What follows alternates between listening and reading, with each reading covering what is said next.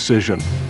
It was a decision that coincided with the greatest turning point in Sparta's history, a period known as the Messenian Wars. It began when a population explosion forced Sparta to seek new land and new sources of food. They solved their problem by annexing an entire country which was both larger in population and territory than Sparta was. So that quirk of fate, that will change the course of Spartan history for the next 300 years. The land they chose to take over was Messenia, a separate Dorian community directly to the west. There's really nothing to make Sparta look absolutely strange and distinctive until the conquest of Messenia and its aftermath. Messenia had rich farmland and a thriving agricultural economy. Today, it is where the famous Kalamata olives are grown. Messenia was also surrounded by rich stores of iron, Greece's most precious commodity for military equipment. Sparta needed Messenia, but the Messenians did not go quietly. This was a long and hard war. The Spartans were not able to put down Messenian resistance easily or quickly. The initial difficulty is simply topographical, getting over Mount Taygetos, which at its peak is 8,000 feet. But of course you don't go over the peak, you go round the side, and that means a detour, and that means marching a very long way. So you're very far from your base. The people of Messenia were on their way to creating their own city-state culture. They resisted, they tried to remain independent, but the Spartans defeated them. It would take nearly 100 years for Sparta to fully overtake the Messenians.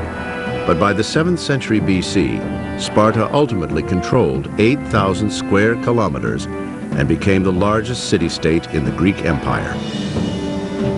The Messenians were forced to work the land as agricultural serfs called helots. Helotage is a kind of tenant farming. A helot has a farm to which he must dedicate a certain part of every year's produce to a Spartan master. A particular Spartan master is in charge of each helot's farm, and yet the master doesn't actually own that helot as an out-and-out slave. He can't buy him and sell him. No other city-state tried to enslave an entire Greek people. There's probably 250,000 residents of Messenia, and Spartan society is coalesced around 10,000 Spartan warriors. So they're vastly outnumbered. We ought to think of Sparta as a state under siege. In some sense, there's an analogy here to modern Israel.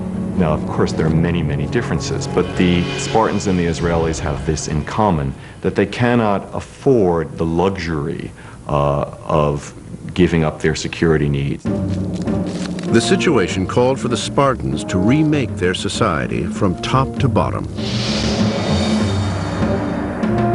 They developed new rules that would control every aspect of its citizens' lives. They are the only Greek population that devotes itself entirely to the arts of war. According to the Greek historian Plutarch, the architect of this new warrior city-state was a Spartan lawmaker named Lycurgus. Lycurgus reportedly traveled throughout the Mediterranean, gathering the best of military statecraft from Crete, from Ionia, and from Egypt. He also received divine guidance from the oracles at Delphi, where it was said advice from Apollo was transmitted directly to him. With these new discipline guidelines, Sparta eventually transformed itself into a great militaristic society. The armies or the defenders in those days were really just militias. They were just farmers taking down spears from above the fireplace and getting out there and fighting. Lycurgus, the original founding Spartan, so to speak, I think he just kind of said, hey, let's turn pro here. And then the whole society sort of unspooled from that decision, for good or ill. His laws prevailed because they came with the authority of the Delphic oracle. And the oracle said that these laws should be obeyed as though they were divine laws. Lycurgus may have been a man or the instrument of a legend.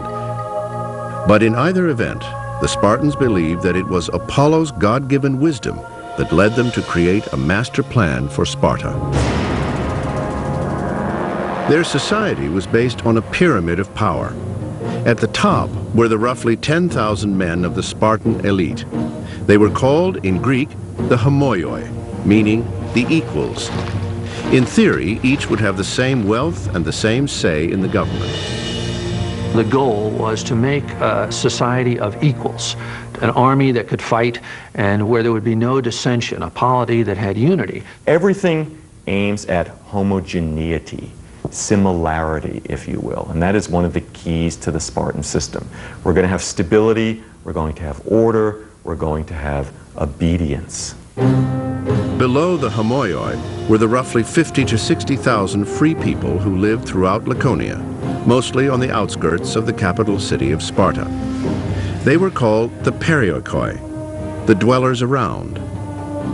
They allowed them to be independent, except that they couldn't make any political decisions. And they also compelled them to follow the Spartans whithersoever they may lead.